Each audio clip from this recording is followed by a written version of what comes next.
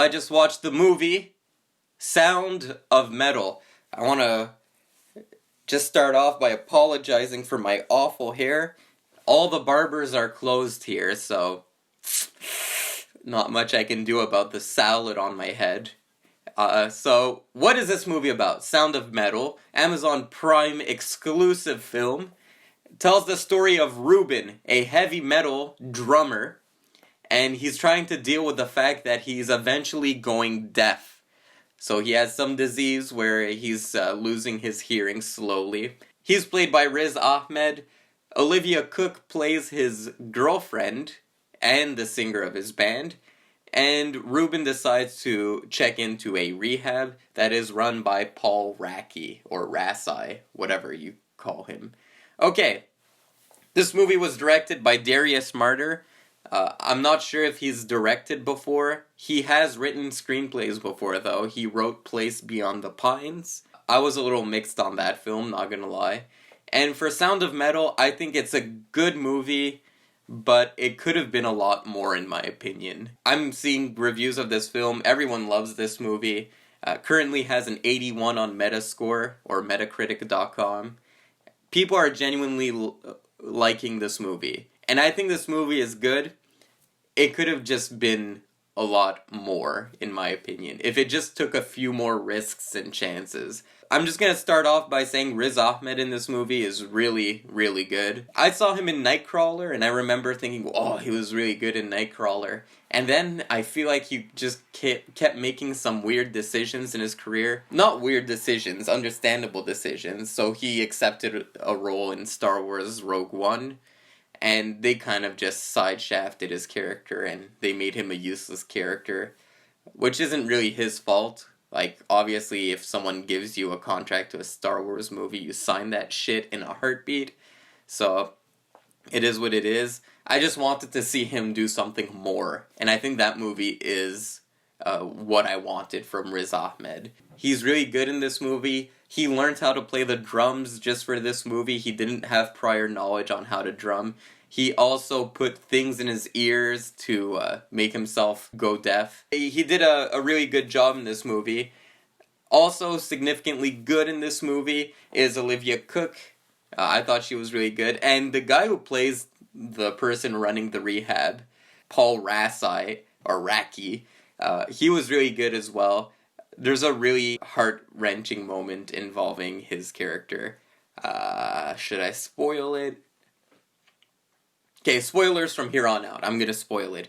So, one of the scenes I thought was really good in this movie was Riz Ahmed got an operation, a cochlear implant, so he can hear again. And he goes to the guy who runs this rehab and says, look, I need an extra 3 weeks. Can I just stay here? And he says, no, I can't have you stay here.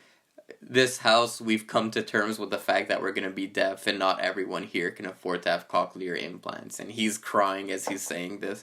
I thought it was a really good scene. I thought that was the scene that made the movie, actually. So, way to go. I thought what they did with the sound in this film was really interesting as well. So, they have parts where you're hearing through Riz Ahmed's point of view, what he's hearing, versus what the other characters are hearing. And this especially becomes interesting once his character gets the cochlear implant, because he's expecting it to be, just like before, a nice crisp noise. He didn't know it was going to be distorted and metallic and gross.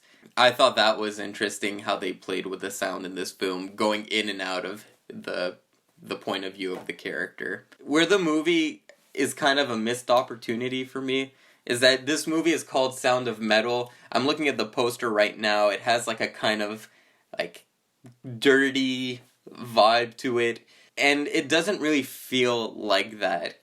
The movie is a very quiet indie film, which I usually don't mind, but it feels like a missed opportunity for me to have this movie about metal, yet they're playing like Billie Holiday music and jazz and stuff like that. It kind of feels like the director doesn't like metal music, which is fine. I think 90% of the population doesn't like metal music. However, I wish that there was more love for the music genre integrated in this film, That way, when Riz Ahmed's character does eventually lose his hearing, it feels uh, a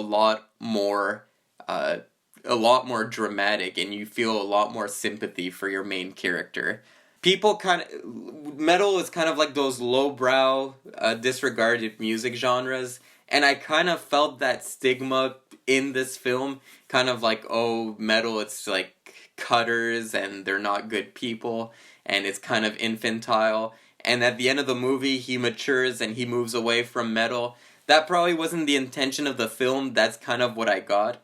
I wish they would have just had more love for the music genre. I don't even like metal music that much, to be honest.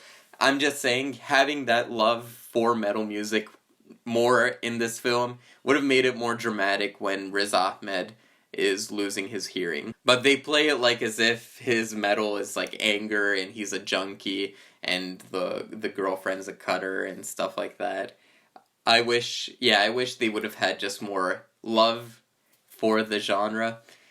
I don't know, I'm probably the only person who thinks this. It's hard to explain when you haven't watched the movie.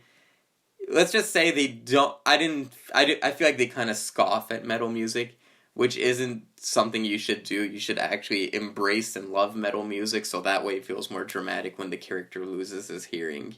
Also, this movie revolves around metal, and you could have done something really interesting with the style of metal music, but instead the movie goes for a more indie vibe tone. To me, that kind of felt like a missed opportunity, because I had just watched Uncle Frank on Amazon Prime, and Uncle Frank has a similar problem to this movie, where it just has that generic indie movie vibe, where they seem to play Bon Iver and stuff like that. I wish the movie had a little more grit to it. You can still make it a heart-wrenching story without going through the tropes of your average indie movie.